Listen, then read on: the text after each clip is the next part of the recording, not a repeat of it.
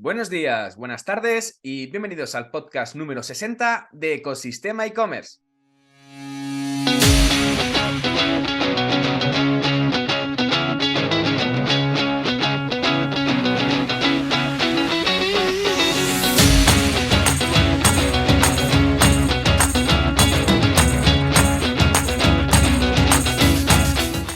El podcast donde encontrarás todo relacionado con el mundo e-commerce, herramientas, trucos, noticias, emprendimiento y muchísimo más para crear tu tienda online o hacer crecer la que ya tienes.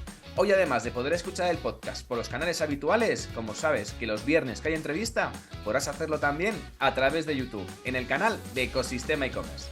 Al micrófono, Javier López, consultor de e-commerce y director de ecosistemaecommerce.com, la plataforma donde podrás disfrutar de todo lo que necesitas saber sobre el apasionante mundo del comercio electrónico. Y antes de empezar con el programa de hoy, en la que tenemos una entrevista con Samuel Sesmilo, fundador de Recomienda App, vamos ya con la frase del día. Todos los seres humanos son emprendedores, no porque deban crear empresas, sino porque la voluntad de crear está codificada en el ADN humano. Dicha por Reid Hoffman, cofundador de LinkedIn. Y en el día de hoy vamos a tener una charla fantástica con Samuel Sesmilo, un emprendedor que ya ha creado varios proyectos en el pasado y que después de alternar el emprendimiento con puestos de manager en multinacionales y en startups, ha lanzado un proyecto disruptivo que es crear un marketplace de personas y servicios en vez de productos, a raíz de una necesidad propia y un hueco en el mercado que veía que no se había digitalizado y que es una práctica común desde el inicio de los tiempos, el boca a oreja. Conoceremos la historia de Samuel y las dificultades de emprender con 3 niños pequeños y cómo levantar inversión para seguir desarrollando su proyecto. Así que, sin más dilación, ¡comenzamos! Muy buenos días, hoy tenemos una entrevista muy especial que la verdad que tenía muchas ganas de hacerla porque estamos con Samuel Sesmilo, que es emprendedor y lleva toda la vida emprendiendo y trabajando en multinacionales con compañías de mucho renombre. Samu, muy buenos días, ¿cómo estás? Muy buenas, ¿qué tal? Pues Pues muy bien, bien, aquí estamos, ¿eh? te veo bien situado y bien colocado. Aquí dominando el Que mundo, ya ves. dominando el mundo. Que la verdad que tú y yo nos conocemos de hace muchísimos años, somos muy buenos amigos y la verdad que tu proyecto, la verdad que me encanta desde que me contaste que lo ibas a montar, tomando unas cervezas en mi casa y la verdad que hoy quiero sobre todo conocer un poquito más de tu proyecto y sobre todo que se pueda divulgar a través de este podcast de Ecosistema e-commerce. Pero bueno, lo primero de todo, un poco vamos a situarnos, vamos a ponernos un poco en materia y hablar sobre, primero, hablar sobre ti, primero, porque tú has trabajado en Prisa, has trabajado en restaurantes.com, has creado varios proyectos, como por ejemplo una red social para amantes del vino y te has metido también en el mundo de las farmacias, con lo cual el bicho, el ADN del emprendimiento lo tienes bien implementado en tu cuerpo. Con lo cual, lo primero de todo es, ¿quién es Samuel Sesmilo? Bueno, pues es buena pregunta. A ver, yo no sabía definirme. Básicamente, yo me defino como una persona de mentalidad emprendedora 100%. Es verdad que la mayoría de mi tiempo profesional ha sido trabajando para otros, pero siempre dentro de un contexto de emprender o desarrollar proyectos con su entidad propia. Y bueno, un apasionado, o sea, a mí lo que me vuelve loco siempre ha sido el marketing y si es marketing y tecnología, mucho más. O sea, yo siempre me ha gustado todo lo que tenga que ver con tecnología, digital, y ese es un poco mi mundo. Es verdad que por lo que has contado he pasado por muchos sectores muy diversos y bueno, al final es un poco va ligado a mi inquietud y que me gustan muchas áreas y si tienen esos dos componentes de emprendimiento y de digital y de tecnología, pues me van a gustar casi seguro, ¿no? Mm. ¿Y cómo fue la experiencia de montar una red social para amantes del vino? ¿Cuando la montaste hace cuánto? ¿10 años? ¿12 años? Pues fue en 2007, si no me equivoco, y fue hace, sí, bastante, bastante tiempo. Fue un poco locura y sí que a veces hago el paralelismo porque es verdad que sí que fuera mi primera startup como tal, ¿no? Yo siempre hablo de que esta es mi segunda experiencia como emprendimiento puro y duro de una startup, pero aquí en el entonces, bueno, pues recién salido de la facultad, estaba trabajando ya en una empresa, llevaba un tiempo trabajando y, pues como te digo, siempre he tenido el gusanillo del emprendimiento y yo decía, joder, es que aquí hay un montón de oportunidades. En aquel entonces, Twenty estaba dando muy fuerte, Facebook llegaba a España y yo vivía como una compañía muy potente porque yo estaba trabajando en Paramount Comedy dentro de una multinacional como en TV no estaban aprovechando suficientemente todo el contexto digital. Entonces, en ese momento de la ola de las redes sociales dijimos, joder, ¿tiene sentido una red social, un portal vertical dentro del mundo del vino? Y nos lanzamos a ello. O sea que fue, lo que pasa que nos lanzamos con muy poca cabeza, aunque es verdad que yo no sé ni cómo conseguimos, levantamos dinero, lanzamos el proyecto y lo que pasa es que cometes ese decálogo que ahora todo el mundo tiene del emprendimiento claro, de no hagas esto, no hagas esto, pues nosotros todo lo que no se debía hacer lo hicimos. Y a pesar de todo, levantamos dinero, lanzamos el proyecto y bueno, estuvimos con él casi 2 años, casi 2 años. Y nos tumbó la crisis del 2008. Nosotros somos algo eh, de todo eso que se movió en aquel entonces, éramos una cosita muy pequeñita y nos arrastró, básicamente porque nuestros inversores tuvieron problemas con la crisis y proyectos como el nuestro pues decidieron desinvertir. Bueno, básicamente paralizar la inversión. Ujú. Pero bueno, para mí fue una iniciativa muy chula, muy chula. Sobre todo con bastantes aprendizajes en ese caso, ¿no? Sí, sí, sí, sí, sí, al final, bueno, aprendes ya a toro pasado y son siempre y cosas que vives ahora dices, joder, si lo hubieras sabido en aquel entonces, ¿no? Pues no lo hubieras hecho, ¿no? Pero es verdad que de aquello también se aprende un montón. Me metí mucho en producto digital, bueno, también en cómo presentar un proyecto, cómo levantar financiación, bueno, cómo se monta una empresa. Tiene sentido de lo ahora que parece que no es tan raro, ¿no? Dices, joder, cualquiera puede trabajar deslocalizado, ¿no? En aquel entonces nosotros teníamos nuestro equipo técnico deslocalizado y es verdad que la tecnología no acompañaba tanto y no era tan fácil como es ahora mismo, pero en aquel entonces lo pudimos hacer, ¿no? Ujú. También estuviste, aparte de montar la startup, también estuviste trabajando en startups, ¿no? De hecho, estuviste en Restalo y en restaurantes.com. ¿Cómo fue la experiencia pues el mundo gastronómico y el mundo vino siempre te ha tirado mucho? Sí, sí, sí. Entonces, ¿cómo fue la parte esa de trabajar estabas como director de marketing, ¿no? En restaurantes.com. Sí, sí, eso es. O sea, al final, estando yo en Prisa, bueno, pues surge la oportunidad de entrar en una startup. Es verdad que hay un momento en el que las startups empezaban en España a tener, había determinadas startups que tenían cierta relevancia y bueno, surge la oportunidad de entrar en este proyecto y me lanzo de cabeza. Y es verdad que llevaba ya 7 años en Prisa, donde sí que había aprendido mucho, había pasado por muchos proyectos, había lanzado mucho proyecto digital, pero yo tenía ganas de un cambio. Para mí fue como una liberación. Ujú. Aunque luego es verdad que me encontraba una startup en esas fases en las que no todo el mundo quiere estar, ¿no? Porque las startups pasan por muchos momentos y yo creo que este es uno de los más delicados porque nosotros pasamos de una startup que había levantado mucho dinero a una startup que está en fase de desinversión y reestructuración, ¿no?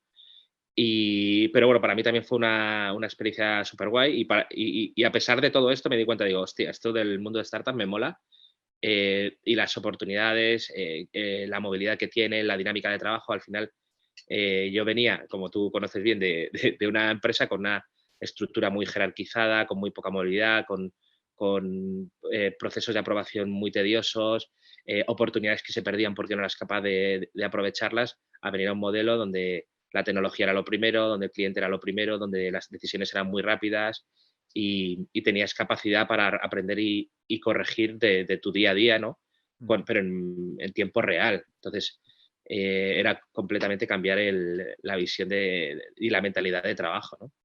Sí, totalmente. Y aparte que te metiste en el mundo startup directamente teniendo familia numerosa. Que hay que decirlo que eso es un valor de valentía brutal, porque una cosa que puedes tú emprender por tu cuenta, viviendo con tus padres o teniendo costes muy limitados, pero en este caso tú te metes ahora a emprender con un proyecto, que ahora hablaremos del proyecto, de Recomienda App, con 3 niños. Sí, bueno, en concreto recomienda, sí que lo abordo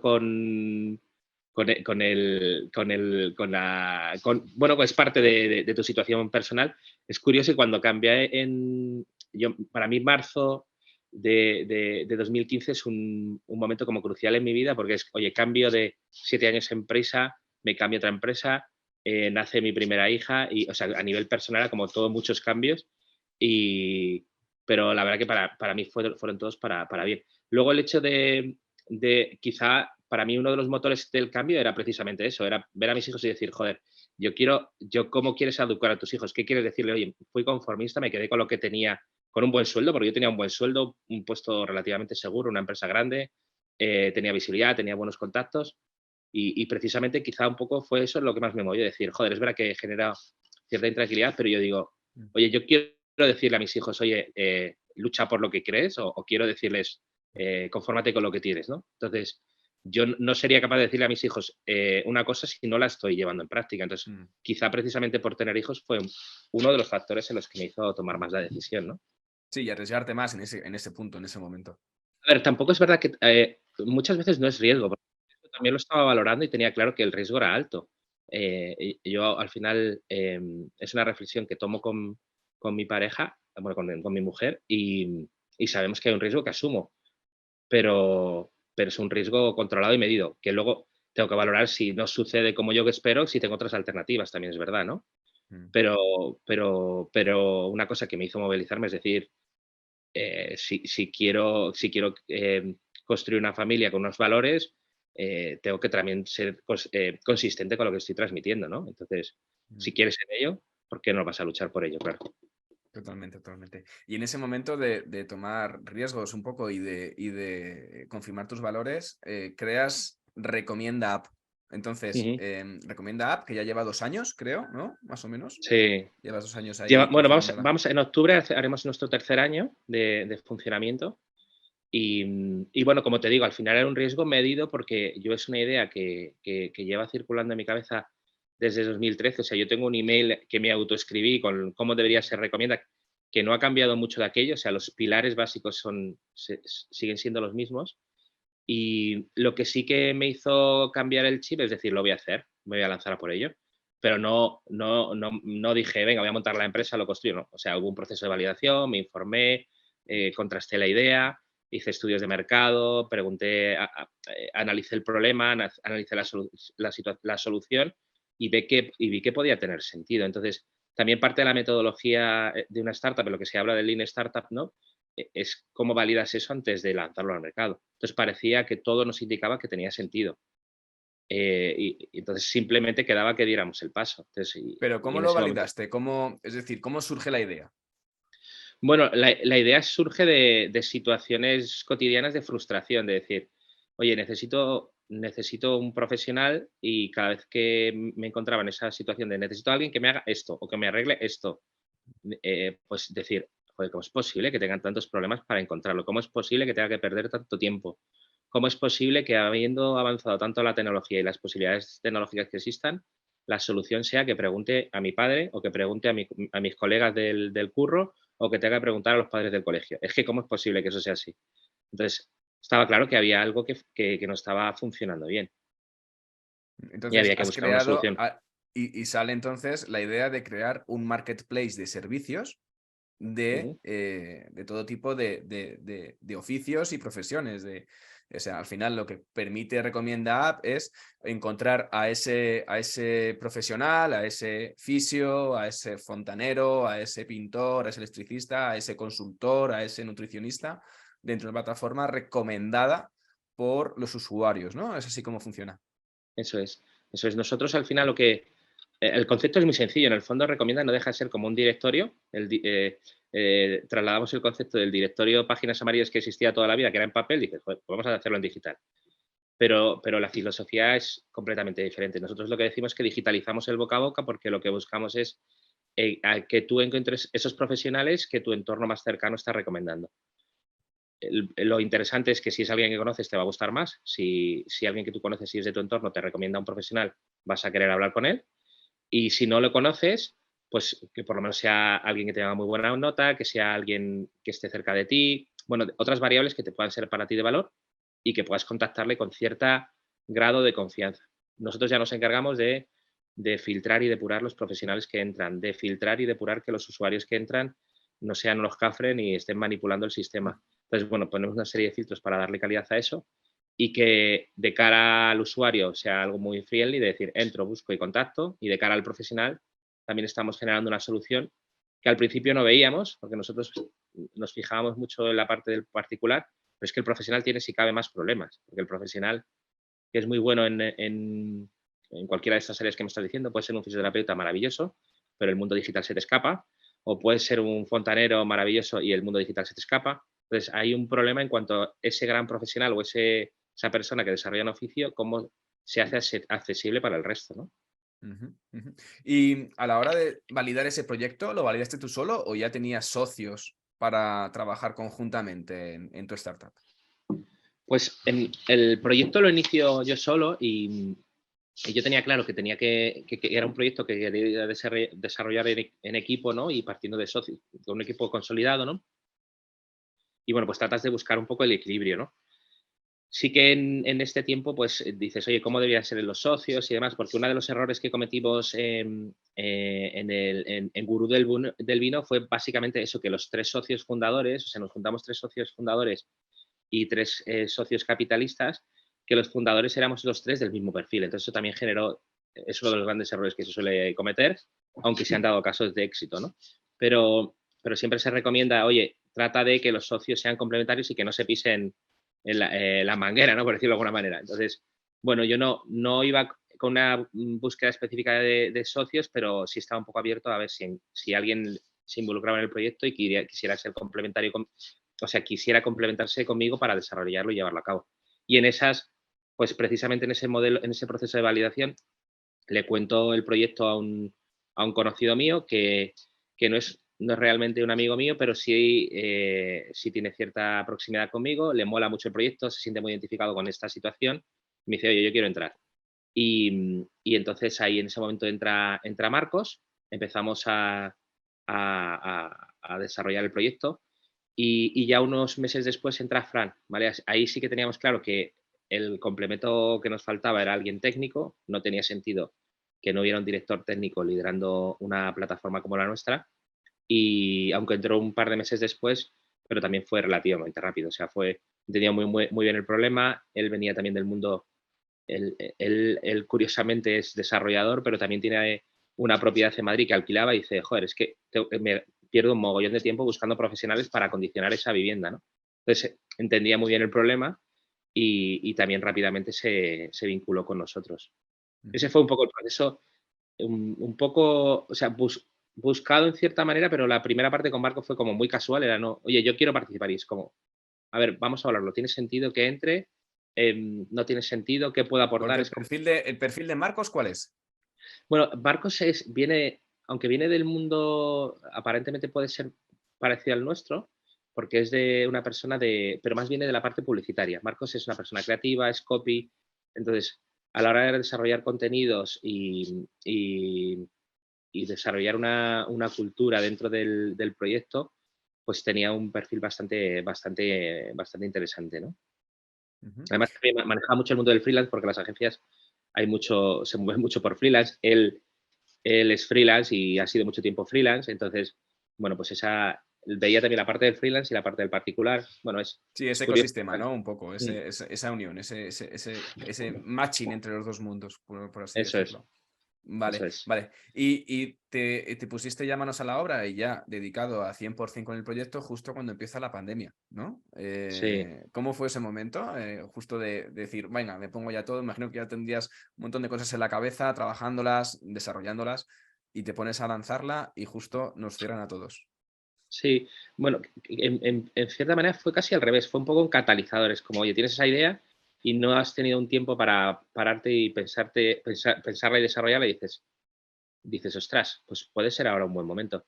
El disparador fundamental fue, no sé si lo recordarás, que llega un momento que estamos todos encerrados en casa y que los comercios y los profesionales fueron de los que más sufrieron, ¿no? Entonces, Mm, no podían atender, tal, pero también los particulares necesitabas servicios, necesitabas cortarte el pelo y no podías cortarte el pelo, ¿no? Entonces, en ese momento empieza a surgir de manera natural que la gente por WhatsApp te mandaba un contacto y dice, oye, mira, este fulano es peluquero y te va a cortar el pelo a casa. Ostras, hostias, qué bien. Oye, mira, esta persona resulta que es carnicero y lleva carne a casa. Entonces, hubo un movimiento de contactos que mm. básicamente lo que se movía era una recomendación y un profesional que hacía algo. Entonces, si te interesaba, le llamabas.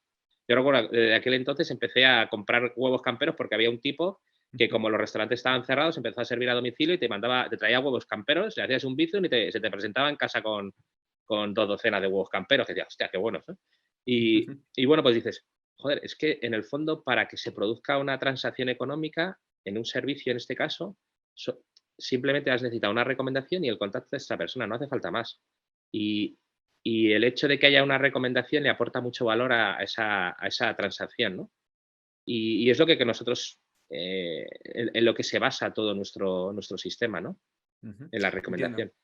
Entiendo. Al principio, imagino que empezarías con tus fondos propios para desarrollar el proyecto, sobre todo desarrollar la plataforma, que no es barata en este tipo de servicios.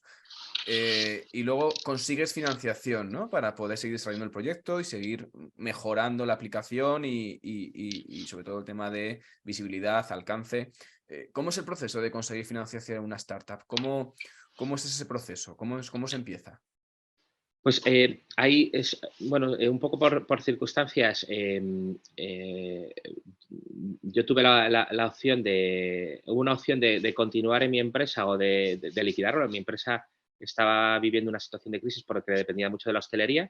Es verdad que yo estaba en el área digital y la área nuestra estaba muy bien, pero me interesaba, pero vi la oportunidad y dije, bueno, creo que puedo salir. Pude negociar la salida y entonces tuve acceso a fondos, ¿vale? Y eso nos dio una primera inyección para montar el proyecto.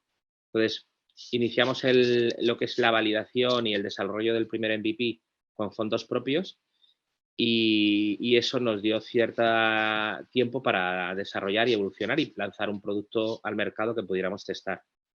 Ya con cierto rodaje, pues empezamos a analizar posibles vías de financiación, ¿vale? Pues nosotros hemos mirado de todo, ayudas, subvenciones, créditos y demás, porque al final el proyecto como tal nuestro requiere se habla de intensivo en capital, yo no creo que sea tan intensivo, hay otros proyectos que comen, que son mucho eh, más costosos, pero nosotros sí que es verdad que para desarrollar necesitamos una masa crítica de usuarios mínimo, necesitamos una plataforma robusta y, y el hecho de monetizar hay veces que prefieres retrasarlo para tener esa tranquilidad de, oye, ya he creado mi plataforma con cierto volumen y ya después empiezas a monetizar, ¿no?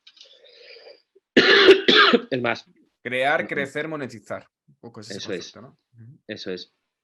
Entonces, bueno, pues eso ha sido un proceso curioso. Igual que te comentaba que con Gru del Vino nos pilló la crisis del 2008, con Recomienda nos pilló un tipo que quería invadir un país. Entonces, nosotros estábamos en mitad de la ronda con un montón de contactos, como yo de interés, y de repente un tal Putin decide invadir un país y crear una crisis mundial que todavía nos dura. Entonces, en aquel momento los bancos cerraron crédito, eso supuso que las startups que estaban invertidas eh, perdieran un poco la línea de crédito con el banco y tuvieran que recurrir a sus inversores. Y los que estábamos arrancando en inversión se nos cerraran bastantes puertas. No que se nos cerraran, porque no las terminaban de cerrar, pero se priorizaban a proyectos que ya estaban Más maduros, invertidos ¿no? antes. Sí, sobre todo porque ya estás invertido. O sea, si yo te he invertido a ti, no quiero dejar que te mueras por esto. Mm. Entonces, y el banco no te da dinero, pues te lo voy a dar yo porque no me queda otra y prefiero que a ti te vaya bien antes que meterme en otro proyecto que no sé qué va a pasar, ¿no? Entonces nos pilló una época ahí delicada, pero bueno, al final hemos podido cerrar la ronda, hemos podido financiarnos a través de NISA, que es un vehículo muy interesante para financiar negocios como el nuestro.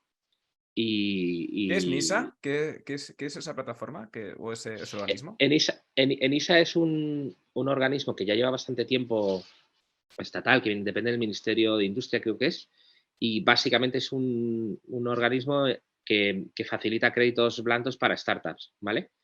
Y bueno, pues si presentas un proyecto con cierta viabilidad, en el fondo lo que NISA hace es estudiar tu caso como si fuera un banco, pero tiene criterios de valoración más flexibles y luego te Ujú. da cierta flexibilidad de pago mucho más cómodas, ¿no? Mm. Y con unos intereses más bajos que un banco, a lo mejor, ¿no? En este caso. No necesariamente, no necesariamente. Lo que sí que te da cierta flexibilidad en cuanto a que el pago, pues tienes un periodo de carencia largo. Es más, ellos ni siquiera están interesados, o sea, te penalizan si les pagas antes de tiempo. Ellos lo que quieren es, oye, si pides el dinero, que es para que lo aproveches, o sea, tiene una mentalidad de startup muy guay, muy Ujú. guay. Y es una de las cosas que dices, ostras, qué bien está hecho, porque todos los años se cierra la línea de NISA y una de las primeras partidas presupuestarias que se cierran a nivel gubernamental son las de NISA. O sea que, por suerte, se está haciendo bastante bien y son fondos que llegan relativamente rápido, aunque ahora este año han sido un poco más lentos, ¿no? Pero por lo general es una línea de negocio que, o sea, es una vía de financiación para las startups que es muy positiva, ¿no? Ujú. Vale, esto es una parte de tu financiación, la parte de NISA, pero me imagino que luego tienes otros inversores particulares, otros, ya sea fondos o ya sea business angels. ¿Cómo es ese proceso de encontrar a los business angels, a esos inversores?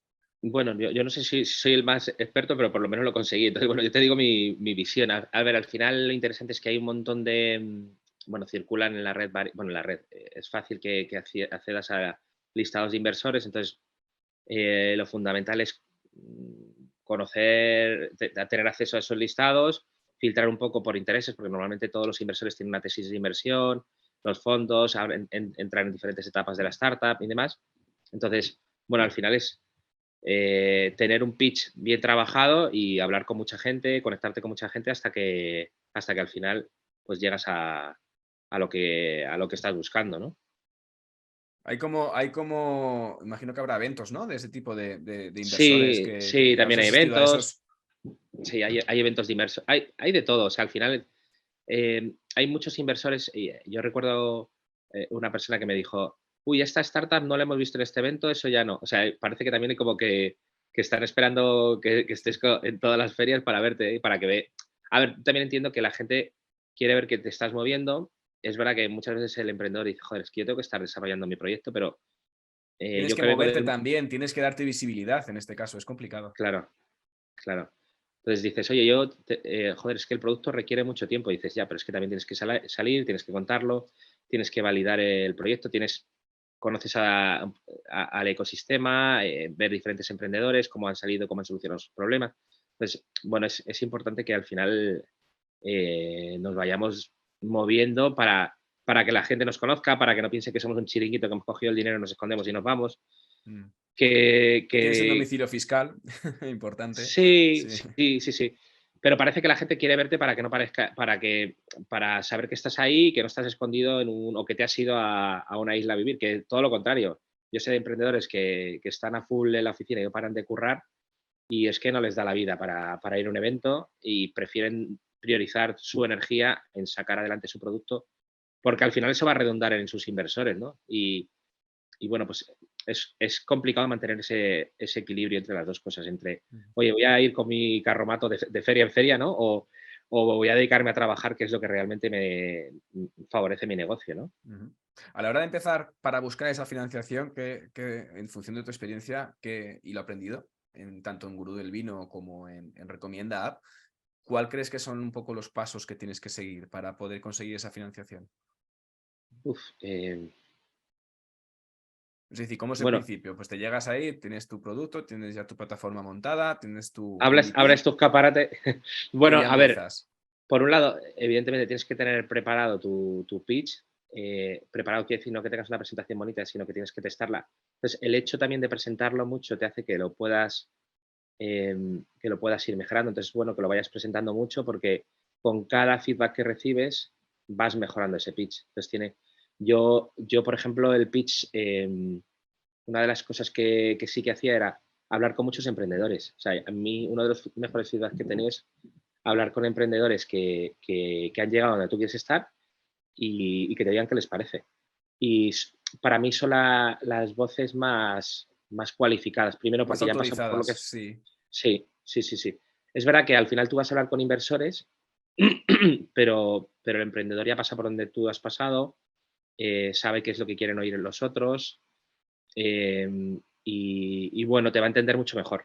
Mm. El inversor, si no ha sido emprendedor, le va a costar más entenderte, aunque ya ha hablado con muchos emprendedores y su visión es diferente, pero el emprendedor, el feedback que te da es muy, muy relevante. Entonces, me gusta cada cierto tiempo tener conversaciones con emprendedores para que, no tanto por la crítica del proyecto, sino también para que lo valoren, si además es complementario, siempre hay cosas en común con tu negocio, aunque sean de otro sector.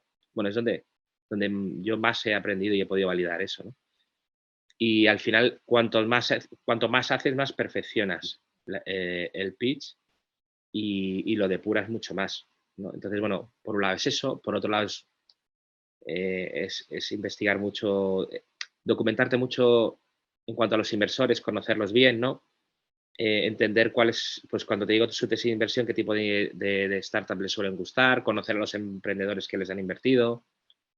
Bueno, ahí hay un trabajo de campo muy Sí, un buen interesante. estudio, sí, sí, es un buen análisis que lleva tiempo. Lleva Sí, además. y la información, como dicen, es poder. Al final, cuanto más sepas, más preparado estás y más posibilidades tienes. Al final, el Ujú. ecosistema emprendedor, yo creo que la parte de inversión están muy bien conectados entre ellos y están muy cohesionados y circula mucho la información. Y yo creo que a veces en la parte de emprendedor nos falla eso más, ¿no? Hay ciertas situaciones que creo que podríamos sacar más partido y aprovecharlo mucho más, ¿no? Ujú. Totalmente, totalmente. Que, bueno, Recomienda App es una aplicación, como su buen nombre indica. Y ¿en qué plataforma lo tenéis desarrollado? ¿Dónde lo tenéis hecho? El- Técnicamente. sí, la tecnología que utilizamos es React Native, ¿vale? Bueno, es un estándar, un framework bastante común en aplicaciones. Es una tecnología desarrollada por Facebook, bueno, antes Facebook, ahora Meta, y, bueno, pues es la tecnología que hemos usado. Esto es uno de los momentos relevantes en la creación de la empresa. Para nosotros fue decidir qué tecnología, ¿no? Es Sí, decir, es oye, clave eso. Eso es un momento muy, muy, muy difícil. sí, sí, sí. Te condiciona por muchas cosas. Cuando vas a trabajar en app, primero tienes dos lenguajes diferentes, eh, entonces tienes dos decisiones importantes. Voy a desarrollar en los dos lenguajes, voy a desarrollar solo en uno y luego paso al otro, voy a trabajar en un framework que sea compatible con los dos. Entonces, luego es fácil de mantener, ¿no? Imagínate si es un framework qué vida puede tener útil, si es un framework que alguien que es reciente pero, o no. Bueno, ahí tienes Mm. un estudio bastante interesante. En web es mucho más sencillo porque no tienes tanta complejidad, la tecnología está mucho más extendida, Mm. hay mucho más personal, en app es mucho más complejo. Sí, y además más, no tan software as a service como puede ser un WordPress o un CMS, no sé, Empieza a no ver, tanto, no hay pero tanto. hay sistemas que te permiten crear, pero cosas muy básicas. Cuando quieres hacer un poquito algo mejorado, uf, es, es mucho más complicado. Sí. Las opciones son mucho más limitadas Y más caro, entiendo, ¿no? Bastante más y caro. también y por tanto más caro, claro. Mm, Por tanto más mm. caro. Vale. Oye, las métricas que utilizáis para poder un poco ver la salud del proyecto, de la startup, ¿cuáles son? Es decir, porque al final trabajáis con clientes, con profesionales, trabajáis en un modelo B2B, B2C. ¿Cómo es un Sí, poco no las métricas, no las piratas, no las vanidosas, sino las que realmente te dicen, ostras, ¿vamos bien o vamos por mal camino? sí, para nosotros la métrica más relevante o la que nos mide lo que algunos dicen la North Star, ¿no? Es la métrica de llamadas. O sea, para nosotros la métrica fundamental es, oye, si nosotros lo que estamos haciendo es poniendo en contacto a particulares con profesionales, la métrica que mejor nos valora son las llamadas que se producen. Es decir, si hay muchas llamadas o cuantas más llamadas hagamos o se produzcan dentro de la plataforma, cuanto más contactos se produzcan dentro. Bueno, he hablado de llamadas, pero también hay contacto porque puedes escribir por mensajería, pero Ujú. al final esa es la métrica más relevante porque quiere decir que el particular está encontrando a profesionales de su interés y el profesional está recibiendo negocio, ¿vale? Otra cosa es que lo aproveche o no, ¿no? O que haya esa transacción económica, pero estamos generando lo que buscamos, es decir, que haya conectividad entre ellos. Y esa es la principal para nosotros. Luego hay otras, bueno, en cuanto a volumen de usuarios, recurrencia. Es verdad que nuestra plataforma no es una plataforma que busque la recurrencia, porque normalmente puede que tengas un pico de que necesites muchos profesionales porque estás haciendo algo en tu casa, Ujú. o no, simplemente de vez en cuando nos necesitas y te acuerdas de nosotros y nos conectas, ¿vale? Y nos utilizas, ¿vale? Entonces, la recurrencia en nuestro caso es diferente, ¿vale? No es el típico de un e-commerce al uso, sino no es un tema de, sobre todo, es un Claro, tema de bueno, podría engagement, ser, más en este caso, ¿no? sí, a ver, hay e-commerce que sí que tienen parecido. Por ejemplo, yo hablaba ahora con una amiga que tiene un e-commerce que hace vestidos para bodas o para eventos, ¿no? Entonces, no tienes tanta recurrencia, porque normalmente la gente no tiene tantos eventos a lo largo del año. Ni Pero se bueno, casa muchas veces. claro, entonces si te casas, o sea, si te compran una vez al año, para ella es una buena cliente, o sea, es una recurrencia buena, pero es una vez al año cuando te compran. Entonces, hay productos que sí que tienen en nuestro caso es algo parecido. Nosotros estimamos que una vez cada mes o cada 2 meses es la recurrencia que podrían tener con nosotros. Pero hay usuarios que tienen mayor recurrencia y otros que tienen menos. Ujú. Oye, ¿y cómo monetizáis el Mm. proyecto? ¿Cómo sacáis ingresos? Bueno, el modelo de negocio nuestro es también un poco la parte diferencial dentro de lo que hay en el sector nuestro. Y, y bueno, fue otra de las cosas que valíamos, decir, oye, ¿qué opciones de negocio existen y si pueden solucionar algunos de los problemas que tenemos en ambos ámbitos, ¿no? Y lo que planteamos es un modelo freemium, es decir, por un lado al particular, le decimos, oye, accede a nuestra plataforma gratuitamente, tienes, oye, una plataforma con un montón de profesionales, validados, recomendados, con información, contacto directo y reales, y al profesional le decimos, oye, también queremos que estés gratis, porque el problema que también a veces con el profesional es que los buenos están muy cotizados y a veces te cuesta encontrarlos, ¿no? Entonces, oye, no queremos tener ninguna fricción con ellos y nosotros queremos tener a los buenos. A los que tienen mucha demanda los queremos tener y que estén ahí accesibles, que luego él decida si puede atender ese servicio o no.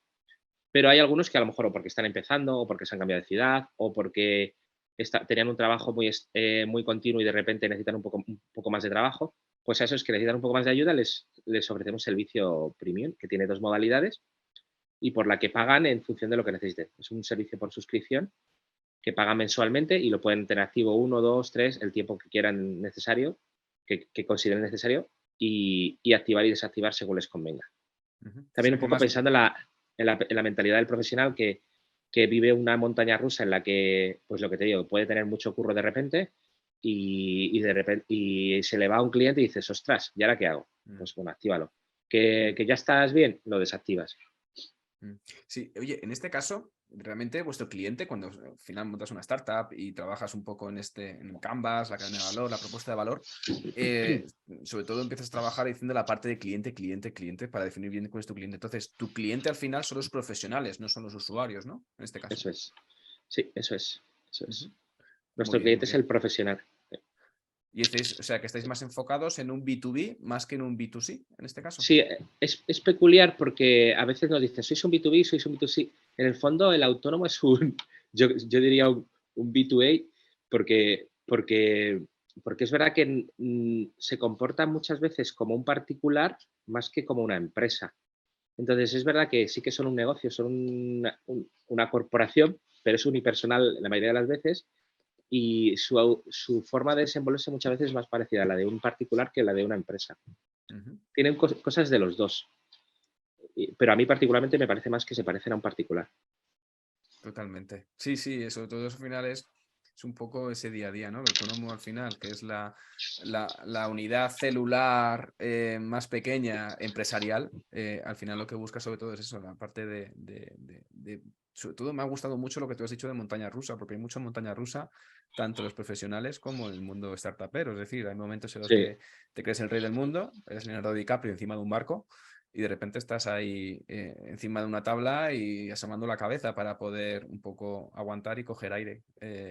Imagino que sobre todo en este proceso has tenido un montón de aprendizajes y un montón de errores que juntada a la experiencia con trabajar en startups y también de montar otras startups como la red social de Gurús del Vino, has tenido un poco sobre todo un bagaje más experiencial en este caso, ¿no? Un poco, ¿cuáles son los errores un poco que has descubierto o ese proceso de aprendizaje en este camino, estos 3 años trabajando con Recomienda App?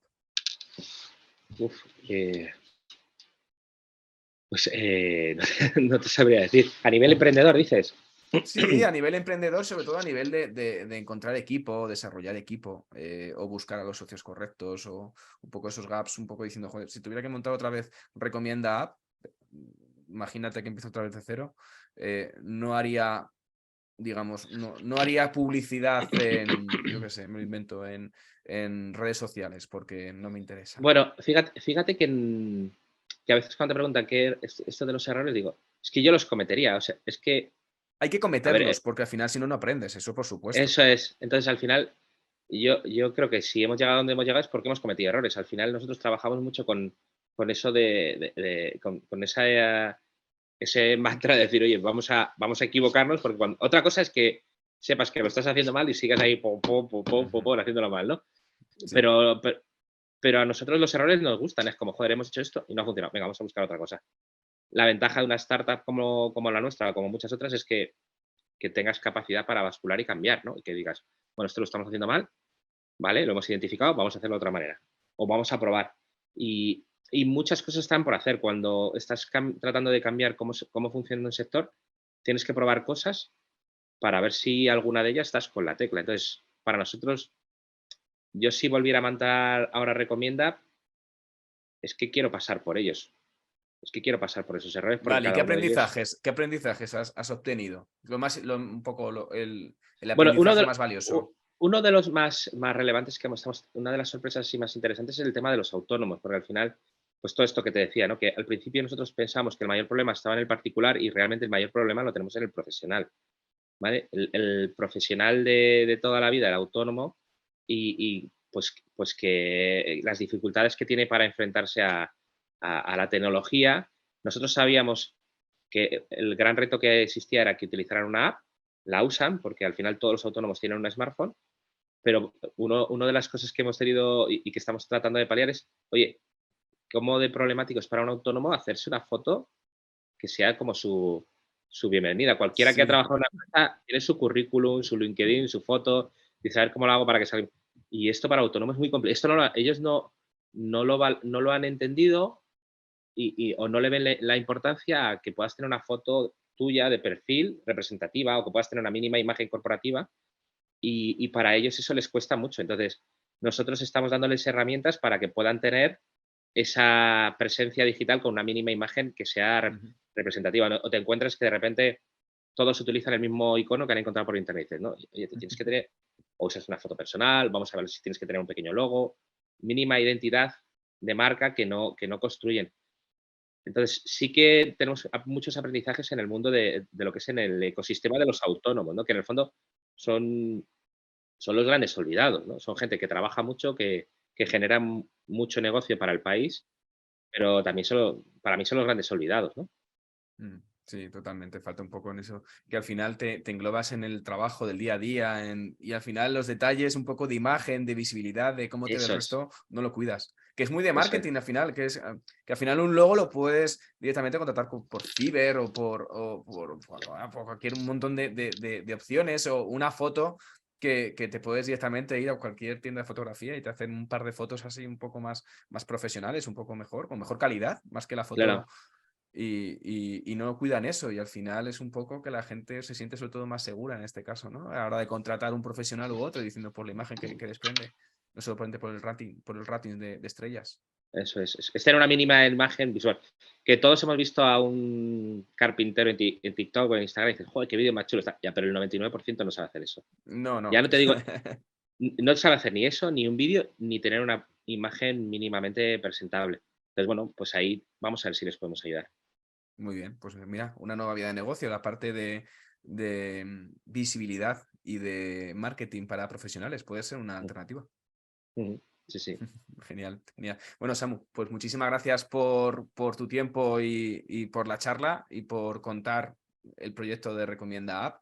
La verdad que suena súper interesante y seguro que vais a cosechar muchos éxitos en años venideros, sobre todo porque al final el tema del boca a oreja cada día es, sobre todo, buscas esas recomendaciones y vosotros lo habéis digitalizado, con lo cual habéis cubierto una necesidad, sobre todo importante que es para cualquier tipo de persona, no solamente para profesionales del e-commerce o profesionales de la hostelería, sino para un núcleo muchísimo más grande. Con lo cual, nada, que agradecerte el tiempo, que espero que sigas creciendo, que sigas levantando rondas de inversión, porque eso significa que el proyecto sigue creciendo y que nada, que nos seguiremos viendo y contando cómo va el proyecto. Muchas gracias, Javi. Un placer. De nada, cuídate mucho, un abrazo y saludos a la familia. Venga, hasta luego. Hasta luego, adiós. Y con esto llegamos al final sobre la historia de Samuel y de cómo es crear una startup desde cero, desde buscar financiación y sobre todo el tema de buscar socios. Espero que te haya servido y que te haya gustado.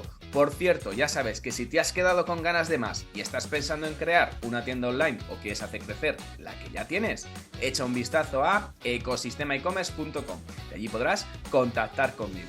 Y si además valoráis con 5 estrellas este podcast, allí o allá, donde lo estés escuchando, yo os estaré como siempre muy agradecido. Gracias de nuevo y nos escuchamos el próximo lunes con un nuevo episodio de Ecosistema e-commerce. Que tengas muy buen fin de semana. ¡Adiós!